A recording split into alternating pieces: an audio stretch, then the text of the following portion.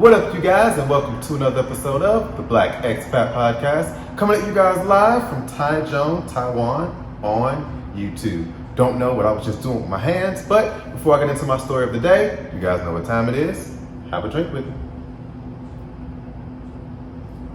Now, one of the coolest things about the time I spent in Kenya was the amount of time that we spent outside. Now, I'll be the first person to tell you, I'm not really an outdoors person. I am an indoor by the pool, but the indoor pool kind of guy. But on this trip, because it was so meaningful and it was just an amazing trip, I embraced everything about it, right? So that meant camping. Don't like being outside, but we were camping through some places and we had to sleep outside, which also meant we had to build and put together our own tents. Let Patrick tell you, I wasn't very helpful in building the tent. But if you let this video I'm about to show you tell you, I was very helpful in building these tents. This is probably the only time I was very helpful because I kept forgetting how to do it, and we were outdoors for about 10 days sleeping in tents. But it was amazing, the scenery was beautiful, and it was really a good way to become one with nature in the motherland, right? The bus that we were on as we were going through was pretty big. It was about 15 of us on there. Sometimes it would be a bumpy ride, but other than that, it was pretty cool. Pretty much everything we did was out of the bus, so our tents were inside of the bus. When we ate food, we would also have to wash our own dishes. So we had a chef that traveled with us, and usually at the place we would stop, there was a campsite. So he would go and he would cook, but then after we cooked, because it wasn't a whole team of people helping us, everyone there would pitch in on washing the dishes and drying the dishes and putting them away. So it was a really good team effort, right? Traveling. I'm coming to help in a minute, guys. I was going to video this real quick. I am. CPtravels.com. No need for couples. Just going smooth.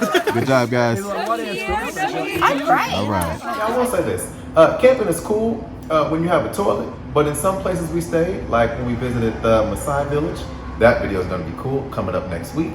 There was what we call a bush toilet, and a bush toilet is a hole in the ground and got hella splashback. So hopefully, but we were only there for one day, but still was a great experience gallivanting through Kenya and camping and just being outside and being outdoors.